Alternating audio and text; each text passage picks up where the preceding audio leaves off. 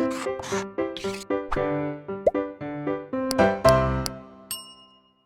प्यारे बच्चों, blueprint digital में बेटा मैं आपका स्वागत करता हूं। मेरा नाम है वसीम चौहान और मैं हूं आपका विज्ञान का टीचर। क्लास 10th का साइंस में आपको पढ़ा रहा हूं। भौतिक विज्ञान पढ़ रहे हैं हम। और बेटा प्रकाश नामक चैप्टर हम पढ़ रहे हैं, जिसमें मैं आपको बता रहा हूं कि प्रतिबिंब जो है गोलीय दर्पण किस तरीके से बनाएंगे। लास्ट भाग में मैंने आपको कुछ नियम बताए थे, उन्हीं नियमों पर आधारित बेटा ये टॉपिक रहेगा। तो अगर अभी तक आपने भाग सेकंड नहीं देखा है तो प्लीज़ पहले भाग सेकंड देखिए, तभी ये भाग आपको ठीक से समझ में आएगा। तो बेटा आपको अपना रजिस्टर और पेन साथ में लेकर बैठना है, चीज़ों को बिल्कुल फोकस के साथ नोट करते जाना है। आइए शुरू करते हैं भाग 3। तो बेटा हम अवतल दर्पण की बात करेंगे कि अवतल दर्पण हमारा किस तरीके से इमेज बनाएगा। तो बेटा ये हमारा होता है अवतल दर्पण, और अगर मैं कोटिंग कर दूंगा तब ये एग्जैक्टली हमें पता चलेगा कि ये अवतल है नहीं है, क्योंकि अवतल पर जो है बाहरी सतह पर हम परत चढ़ाते हैं। चलो बेटा, और ये एक रेखा बेटा मैंने खींची है, इस रेखा को मैं बोलता हूँ मुख्य अक्ष रेखा। अभी मतलब हम इमेज बनाना सीख रहे हैं, प्रतिबिंब बनाना सीख रहे हैं। तो प्रतिबिंब तो किसी वस्तु का बनेगा, तो पहले मतलब हम इसके सामने वस्तु रखेंगे। पहले हमें यह देखना है कि वस्तु को कहाँ कहाँ पर रखा जा सकता है। जो ऑब्जेक्ट की पोजीशंस हैं, जो वस्तु की स्थिति है, वो कहाँ कहाँ पर हो सकती है। बेटा एक बात, कुछ पॉइंट मैंने बताए थे कि ये जो पॉइंट हमारा यहाँ पर होता है इसको पोल कहता हूँ। और ये एक, क्योंकि एक गोले का हिस्सा होगा, तो यहाँ पर एक उसका केंद्र होगा, वक्रता केंद्र कहता हूँ उसको, सी सेंटर ऑफ कर्वेचर। इसका और इसका हाफ हो जाएगा, उसको बेटा मैं बोलता हूँ फोकस। और ये कहीं दूर से मतलब एक बहुत दूर क्या होगा बेटा, एक अनंत पॉइंट होगा इनफाइनाइट कैनवस में। और इसी तरीके से यहाँ भी क्या हो सकता है, इनफाइनाइट पॉइंट हो सकता है। मेरी बात समझ रहे हैं आप। पहले हमारा फोकस रहेगा कि हम वस्तु को कहाँ कहाँ पर रख सकते हैं। देखो वस्तु को एक तो मैं डायरेक्ट इन्फिनिटी पर रख सकता हूँ, ये पहली पोजिशन है, ये प्रथम हमारी स्थिति है। सेकंड में रख सकता हूँ उसको सेंटर ऑफ कर्वेचर, यानी वक्रता केंद्र और इनफाइनाइट अनंत के बीच में, मैं उसको यहाँ पर रख सकता हूँ। थर्ड पोजीशन में मेरी कहाँ हो सकती है डायरेक्ट बेटा, वो सेंटर ऑफ कर्वेचर मतलब वक्रता केंद्र पर हो सकती है। फोर्थ पोजीशन जो है वो सी और एफ के बीच में हो सकती है। फिफ्थ पोजीशन वो फोकस पर हो सकता है ऑब्जेक्ट हमारा। और सिक्स ये लास्ट पोजीशन होगी, ये हम कहाँ हो सकता है बेटा, फोकस और पोल के बीच में हो सकता है। पोल हमारा ये था, ठीक है बेटा। तो 6 पोजीशन है और हमें हर एक पोजीशन के लिए देखना है, हमें हर एक स्थिति के लिए देखना है कि इमेज या प्रतिबिंब कहाँ पर बनने वाला है। तो बेटा आइए शुरू करते हैं। हमने पहले देखा था कि मतलब कि वस्तु की पोजीशन कहाँ कहाँ पर हो सकती है। तो पहली पोजीशन क्या है कि जब वो हमारा वस्तु कहाँ रखी है, अनंत पे रखी है, तो उसकी इमेज हमारी कहाँ पर बनेगी। तो बेटा फर्स्ट पोजीशन यानी कि पहली स्थिति को मैं लेके चल रहा हूँ कि जब वस्तु जो है, जब वस्तु बेटा कहाँ पर है, वस्तु अनंत पर है, वस्तु इन्फिनिटी पर है ना बेटा, अनंत, इसको क्या बोलूँगा, अनंत कहूँगा। ठीक है बेटा। तो ये बेटा है मेरा दर्पण, और बाहर कोटिंग करूंगा, परत चढ़ाऊंगा, तो बेटा इसका नाम हो जाएगा अवतल दर्पण। ये लाइन खींच दूंगा, इसका नाम हो जाएगा मुख्य अक्ष रेखा। और बेटा यहाँ पर देखो ये पोल होगा, ठीक है बेटा, और ये हमारा फोकस होगा। अब जल्दी से इसको, क्योंकि मैं बता चुका फोकस क्या होता है, तो आप समझते जाओ। और बेटा ये देखो दूर कहीं एक इन्फिनिटी है, यहाँ पर एक बेटा मेरा क्या रखा है, ऑब्जेक्ट रखा है, ठीक है। ये ए है और ये बी है, इसका नाम रख दिया। ऊपरी सिरा इसका ए, नीचे वाला सिरा इसका बी है, ठीक है। तो एक ऐसा अजम्पशन फिजिक्स में है, मैंने लास्ट क्लास में भी आपको बताया था कि अनंत से जो रेखाएं आती हैं वो समानांतर आती हैं, ठीक है बेटा। तो ये हमारा अनंत पे रखा है, तो यहाँ से जितनी भी रेखाएं आएंगी तो बेटा वो मेरा मुख्य अक्ष रेखा कैसे आने वाली है, समांतर आएंगी। तो ये ऑब्जेक्ट से हमारी, यहाँ पर कहीं लाइट का सोर्स होगा, लाइट के सोर्स से जो रेखाएं हैं पहले ऑब्जेक्ट पे आएंगी, ऑब्जेक्ट से फिर यहाँ पर आएंगी, ठीक है, ऐसा कुछ होता है। तो ये समानांतर आती है। रूल नंबर 1 मैंने बताया था कि समानांतर आएगी तो फोकस से पास होगी। वो कहाँ से पास है, फोकस से गुजरेगी परावर्तन के बाद। तो ये बेटा यहाँ पर टकराई, और फिर टकराने के बाद हमारा फोकस से पास हो जाएगी।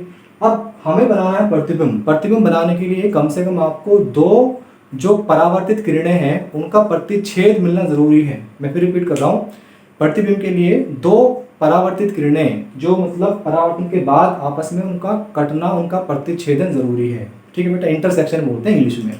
तो एक तो हमारी ये गई है यहाँ से यहाँ तक जो पूरी है, इसी को बोलता हूँ मैं परावर्तित किरण, ठीक है बेटा। अब दूसरी भी जो आएगी यहाँ से, तो वो भी बताया था ना कि अनंत से सारी की सारी रेखाएं कैसे आती है, पैरेलल आती है बेटा, ठीक है। तो ये दूसरी भी वैसे आएगी पैरेलल, और इसको भी कहाँ से जाना, फोकस से पास होना है, तो बेटा ये भी मेरा फोकस से पास होगी। देखो ये वो बिंदु है जहाँ पर ये दोनों परावर्तित किरणें एक दूसरे को प्रतिच्छेद कर रही हैं।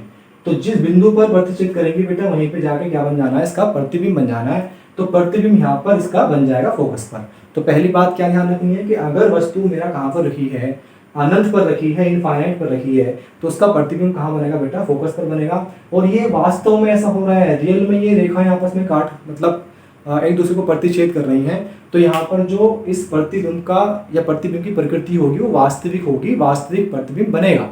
तो बेटा मैं यहाँ पर प्रतिबिंब के बारे में कुछ बातें लिख रहा हूँ, ये आपको नोट करनी है और साथ में समझ के याद भी करना है, ठीक है बेटा। तो प्रतिबिंब देखो, एक तो पहला पॉइंट क्या आएगा, कहाँ पर बना है, तो मैं लिख रहा हूँ कि फोकस पर, एफ पर, ठीक है बेटा। कब की कहानी है ये, जो वस्तु हमारा कहाँ पर है, अनंत पर रखी है। सेकंड जो हमारी बात आपको ध्यान रखनी है, पहले देखो कि हमारा प्रतिबिंब की स्थिति क्या है, पोजीशन कहाँ है ना। दूसरा प्रतिबिंब का आकार, तो अगर मैं आकार देखो, ऑब्जेक्ट इतना बड़ा है और ये बिल्कुल छोटा सा बना है, पॉइंट साइज बनी है ना, हाईली डिमिनिश है, तो उसको मैं कहूँगा सूक्ष्म, है ना बेटा, कि सूक्ष्म आकार।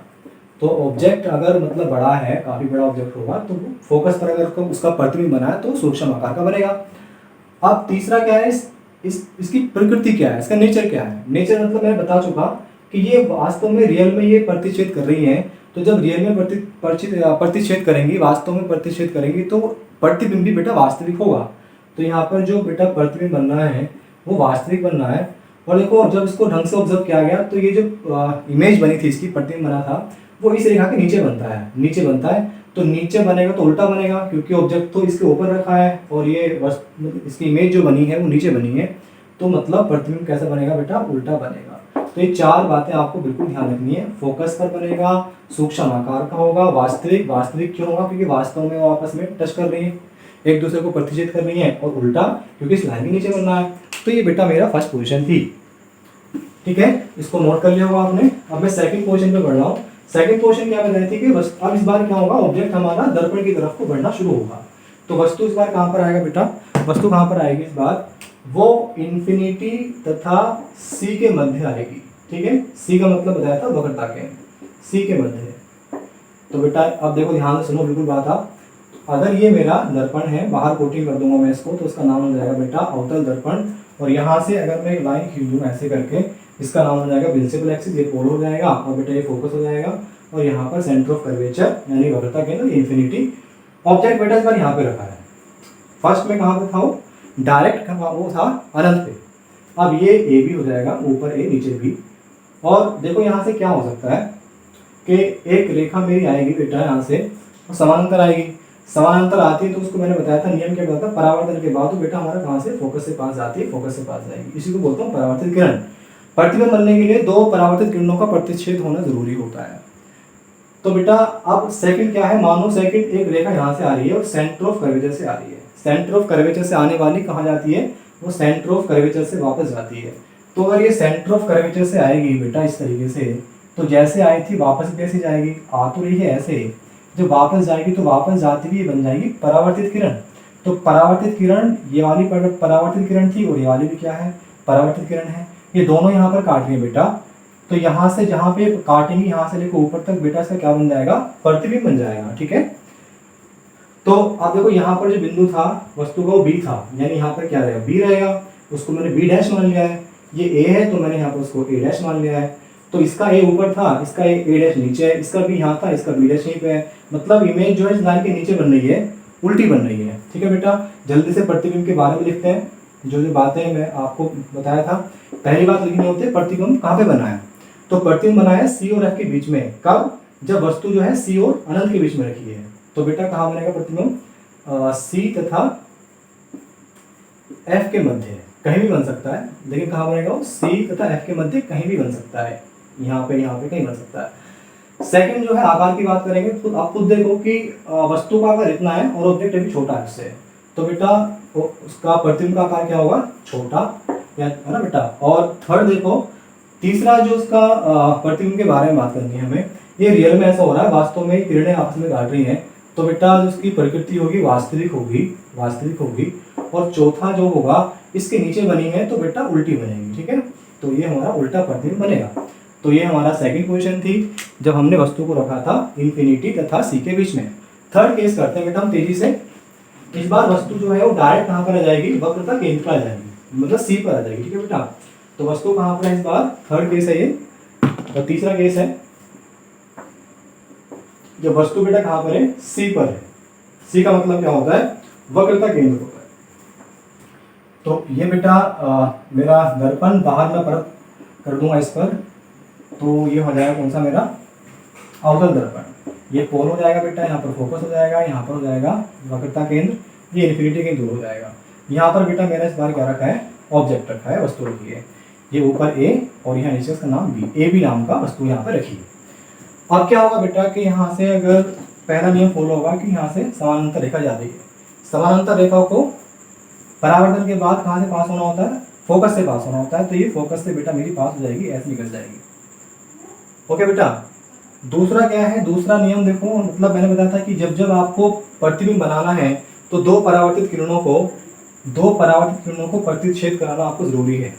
तो एक रेखा मैंने बेटा यहाँ से भेजी है ऑब्जेक्ट से ऊपर से, और वो इस बिंदु पर जा रही है।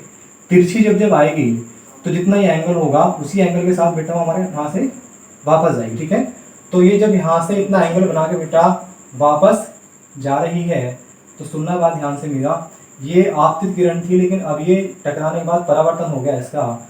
तो परावर्तन के बाद बेटा ये मेरा थोड़ा सा स्केल का यहाँ पे एक डाउट सा रहता है, तो ये बेटा हमारे यहाँ से जाएगी। ठीक है, यानी दोनों, ये भी मेरी क्या थी, परावर्तित किरण थी, ये भी क्या है ऊपर से आई है परावर्तित किरण। जहाँ पे ये आपस में दोनों काटेंगी वहीं बेटा इसका प्रतिबिंब बन जाएगा, और कहाँ से, यहाँ से लेके यहाँ तक।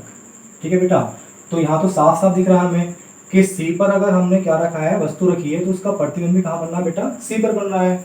यानी प्रतिबिंब के बारे में जो आपको बातें यहाँ से ध्यान रखनी है बेटा वो ये है, पहला क्या है कि कहाँ पर बनी है वो, तो प्रतिबिंब कहाँ पर बना है बेटा, सी पर बना है। ध्यान से देखो, वस्तु भी कहाँ रखी थी, सी पर रखी थी।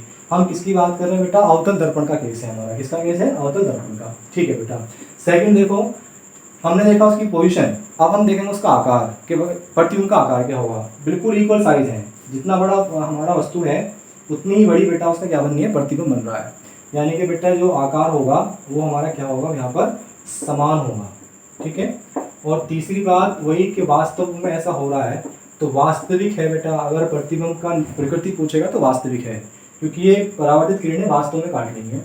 और फोर्थ जो है वो क्या ध्यान रखना आपको कि वो कैसी बनी है, उल्टी बनी है, सीधी बनी है। तो अभी भी ये हमारा प्रतिबिंब कैसा बना है, नीचे बना है, नीचे बना मतलब उल्टा हो जाएगा। ठीक है बेटा, तो इस तरीके से हम इसको समझ सकते हैं। बस आप नियमों का ध्यान रखना, कौन कौन से नियम यहाँ पर बेटा फॉलो कर रहे हैं। चलो बेटा हम फोर्थ केस लेते हैं।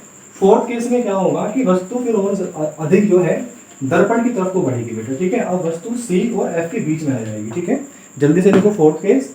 और फोर्थ केस में मैं आपको जो बता रहा हूँ, वस्तु बेटा कहाँ पर आने वाली है, सी तथा एफ के मध्य, एफ के मध्य, सी तथा एफ के मध्य बेटा वस्तु आ जाएगी। यानी बेटा कुछ ऐसा केस होने वाला है कि ये मेरा बेटा अवतल दर्पण है, और अगर मैं यहाँ से रेखा खींच दूंगा तो ये हमारा हो जाएगा पोल, ये हो जाएगा फोकस, और ये हो जाएगा सी। बेटा यहाँ पर रखा है ऑब्जेक्ट, ये ए और बी। ऑब्जेक्ट मतलब वस्तु होता है। ठीक है बेटा, तो पहला नियम वही कि यहाँ से आएगी कि एक हमारी प्रकाश रेखा पैरेलल समानांतर, उसको फोकस से पास होना होगा, फोकस से पास हो जाएगी। बेटा ध्यान सुनना प्लीज बात आप। दूसरा जो है, दूसरा नियम यहाँ से फॉलो हो सकता है, सेंटर ऑफ कर्वेचर वाला हो सकता है। हाँ, यहाँ से एक रेखा गई ऐसे करके, और हमने देखा कि पीछे से कहाँ से आ रही है, तो हमें पीछे से लगा पता कि बेटा ये मेरा कहाँ से आ रही है, सेंटर ऑफ कर्वेचर से आ रही है। ओके, ऐसे करके एक नियम मैंने आपको बताया था कि अगर वो सेंटर ऑफ कर्वेचर से आएगी तो वापस भी सेंटर ऑफ कर्वेचर से वो जाएगी बेटा। तो थोड़ा सा बेटा आपको ध्यान से मेरी बात को सुनना है कि अगर ये मेरा ऐसे जा रही है तो ये जो है ना, इसको बोलता हूँ मैं क्या बेटा, परावर्तित किरण। और अगर ये सेंटर ऑफ कर्वेचर से आई थी, ऑब्जेक्ट से टकराई, फिर आगे गई है, तो वापस भी ऐसे जाएगी, वापस भी ऐसे जाएगी, तो अब ये बन जाएगी बेटा मेरी क्या, परावर्तित किरण। तो देखो अगर मैं इसको आगे बढ़ाऊंगा और इसको भी मैं क्या करूँगा, थोड़ा सा आगे बढ़ाऊंगा, तो यहाँ पर ये बेटा आपस में क्या कर जाएंगी, क्रॉस कर जाएंगी। ओके बेटा, जहाँ से क्रॉस कर जाएंगी वहाँ से ऊपर तक आप इसको आप बढ़ा दो आगे। अगर इसका नाम ए था तो यहाँ पर हो जाएगा ए डैश, ये बी था तो ये हो जाएगा बी डैश। ठीक है, तो यहाँ पर बनेगी बेटा इसकी इमेज। तो प्रतिबिंब के बारे में हम क्या कह सकते हैं, यहाँ पर प्रतिबिंब के बारे में बेटा मैं ये नहीं कह सकता क्या कि कहाँ पर बनना है वो सेंटर ऑफ कर्वेचर, और कहाँ पर बनना है बेटा, इन्फिनिटी के बीच में बनना है ना, सेंटर ऑफ कर्वेचर तथा इन्फिनिटी के मध्य। तो पहली बात तो हमने देखा कि उसकी स्थिति क्या है। सेकंड बात हमें देखनी है उसका आकार क्या है। देखो वस्तु इतनी बड़ी थी, प्रतिबिंब बड़ा बना है काफी, है ना, तो आकार जो होगा बेटा वो क्या होगा, बड़ा आकार। बड़ा आकार का मतलब वस्तु से बड़ा, है ना। और तीसरी बात, अभी भी वो नीचे बन रही है, उल्टी बन रही है, और वास्तव में किरणें आपस में एक दूसरे को प्रतिच्छेद कर रही हैं। तो वास्तविक होगा, अब तक सेम, यहाँ पे लास्ट के 2 पॉइंट तो बिल्कुल सेम आ रहे हैं, वास्तविक और अभी भी क्या हो रहा है, उल्टा प्रतिबिंब है। तो बेटा ये 4 पॉइंट हमने पढ़े। तो फिफ्थ केस ले रहे हैं तेजी के साथ, इसको नोट करो आप। इस बार वस्तु जो है बेटा कहाँ पर पहुँचने वाली है, वो डायरेक्ट फोकस पर आएगी, ठीक है। 2 केस इसमें हो गए थे, तेजी के साथ आप नोट करते जाओ, समझते जाओ बेटा अच्छे से, और रिवाइज करना बहुत ज़रूरी होता है। तो इस बार वस्तु बेटा हमारा फोकस पर है, एफ पर है, तो उसका प्रतिबिंब कहाँ बनने वाला है।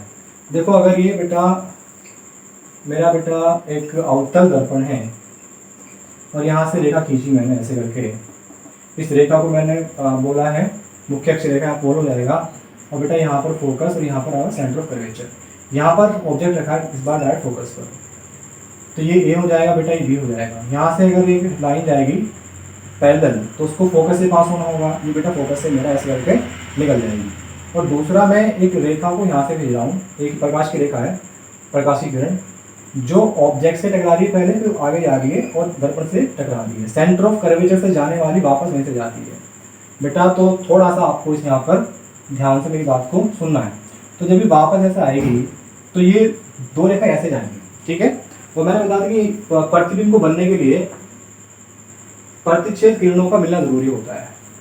अब ये जा रही है प्रतिच्छेद किरण और ये जा रही है, ये दोनों एक दूसरे के समानांतर हैं। समानांतर को वैसे तो प्रैक्टिकली ऐसा माना जाता है, मिलती नहीं है, आपस में काटती नहीं है, मैथ्स में आपने पढ़ा होगा। लेकिन फिजिक्स में एक अजम्पशन है कि समानांतर जाने वाली किरणें वो अनंत पर जाकर मिल जाती है। तो बेटा ये कहीं जाकर अनंत पर कहीं जाकर ही बेटा मिल जाएंगे यहाँ पर जाकर, ठीक है। तो यहीं पे जाकर इसकी क्या बन जाएगी बेटा, प्रतिबिंब बन जाएगा, ऐसा फिजिक्स में अजम्पशन है, माना गया है। तो चलो प्रतिबिंब के बारे में बात करते हैं। प्रतिबिंब क्या होगा, तो प्रतिबिंब बेटा कहाँ पर बन रहा है, पहली बात तो अनंत पर बन रहा है, ठीक है। और देखो ये सबसे बड़ा है, ऑब्जेक्ट इतना बड़ा था और इतना बड़ा साइज का यहाँ पर प्रतिबिंब बनने वाला है। तो अगर आकार की बात करेगा तो सबसे बड़ा, बाकी 2 चीज़ें बेटा क्या होंगी, सेम होंगी। वास्तव में ऐसा हो रहा है तो वास्तविक, और नीचे बनी है तो बेटा कैसा प्रतिबिंब बनेगा, यहाँ पर उल्टा प्रतिबिंब बनने वाला है, ठीक है बेटा। तो ये 4 केस हमने देखे। और लास्ट केस जो है इसमें रहता है कि जब हमारा जो ऑब्जेक्ट है वो बिल्कुल फोकस और पोल के मध्य यहाँ पर आ गया है। तो जल्दी से नोट लो चीज़ों को, आगे बढ़ रहे हैं हम। तो वस्तु इस बार कहाँ पर आने वाली बेटा, एफ तथा पी के मध्य। तो लिखो तेजी के साथ, जब वस्तु एफ तथा पी के मध्य स्थित है, पी के मध्य मतलब कुछ ऐसा होने वाला है कि अगर ये बेटा मेरा दर्पण है, अवतल दर्पण है, तो बाहर मैंने परत यहाँ पर लगा दी है, और ये लाइन जा रही है मुख्य अक्ष रेखा, ये बेटा मेरा पोल और ये फोकस, और इसके मध्य यहाँ पर बेटा, और ये हमारा कोई क्या है यहाँ पर सी का मतलब वक्रता केंद्र। पहला रूल सेम फॉलो होगा कि वो क्या आएगा, पैरेलल आएगी, और पैरेलल आने वाली को मतलब कहाँ से पास होना होता है बेटा, फोकस से पास होना होता है, फोकस से निकल जाएगी ऐसे करके, ठीक है बेटा। दूसरा हमने लाइट यहाँ से भेजी है सेंटर ऑफ कर्वेचर से, ये गई और वापस भी फिर ऐसे आएगी, ये रूल है हमारा। और ये बेटा हमारा इस तरीके से ऐसे ऐसे ये वापस निकल जाएंगी दोनों परावर्तित किरणें। अब देखो ये तो आपस में फैल रही हैं, समानांतर को तो हमने बता दिया, मान लिया था कि वो अनंत पे मिल जाएंगे, लेकिन जो फैलती भी जा रही है तो और ज़्यादा फैल जाएंगी वहाँ पर। तो इधर तो इनके मिलने के चांस बिल्कुल नहीं है, ठीक है बेटा। तो हमने क्या किया, इन्हीं को थोड़ा बैक साइड में ऐसे करके पीछे की तरफ बढ़ाना शुरू कर दिया है, ठीक है बेटा। इसको भी ये जो थी, ये वाली जो मेरी परावर्तित किरण थी जो फोकस से पास हो रही थी, इसको भी बेटा मैंने पीछे की साइड में ऐसे करके बढ़ाना शुरू कर दिया। तो कहीं यहाँ इस बिंदु पर जाके इसने काटेंगी, तो यहाँ से यहाँ तक बेटा, ठीक है। जहाँ पर ये काटेंगी वहीं क्या बन जाएगी, इमेज। अब लेकिन यहाँ पर थोड़ा सा फर्क ये है कि यहाँ पर ही वास्तव में इन्होंने प्रतिच्छेद नहीं किया, हमने प्रतिच्छेद करवाया है, हाँ। तो इसीलिए यहाँ पर जो ये प्रतिबिंब बनेगा बेटा, वो कैसा बनने वाला है, आभासी बनने वाला है। तो प्रतिबिंब के बारे में जो बातें मैं आपको बताऊंगा, तेजी के साथ देखो। तो ये यूनिक है अपना आप में चीज़ ना बेटा। पहला क्या था कि प्रतिबिंब की पोजीशन, अब तक सारी इमेज नीचे बन रही थी और इधर बाईं तरफ बन रही थी, अब ये लेकिन कहाँ बनी है, दर्पण के दाईं तरफ। तो कहाँ बनेगा बेटा, दाईं ओर। दूसरा हम आकार की बात करेंगे, ऑब्जेक्ट इतना था, इमेज जो है बड़ी बनी है, तो बेटा आकार क्या होगा, बड़ा आकार होगा। ये लगभग जो है, जो हमारी चौथी इमेज थी ना, उसके बराबर का यहाँ बेटा प्रतिबिंब बनता है। और अभी फिर इसका नेचर देखो कि इमेज की नेचर क्या है, प्रकृति क्या है। तो सीधी बनी है ना तो, और ये मतलब वास्तव में ऐसा नहीं हुआ है, तो इसके लिए क्या बोलते हैं, इसको आभासी कहते हैं बेटा, आभासी, जिसको हम फील कर सकते हैं, इसको किसी स्क्रीन पर हम उतार नहीं सकते। और बेटा नेक्स्ट जो इसमें आएगा वो क्या होगा, सीधी इमेज बनी है, मतलब सीधा बना है प्रतिबिंब। तो बेटा ये था हमारा अवतल दर्पण, और हमने देखा किस तरीके से ये प्रतिबिंब को बनाता है। तो बेटा ये टॉपिक यहीं पे समाप्त होता है। कोई सुझाव अगर आपके हमारे लिए हैं तो प्लीज़ कमेंट सेक्शन में आप अपने सुझाव दीजिएगा। अपने दोस्तों के साथ हमारे चैनल ब्लूप्रिंट डिजिटल को शेयर करो। अगर आपने अभी तक सब्सक्राइब नहीं किया है तो प्लीज़ सब्सक्राइब कीजिए, बेल आइकन को प्रेस कीजिए, जिससे कि हमारे अपकमिंग वीडियोज़ के नोटिफिकेशन आपको मिलते रहें। तो अपना ख्याल रखो, पढ़ते रहो, बढ़ते रहो। बाय बेटा।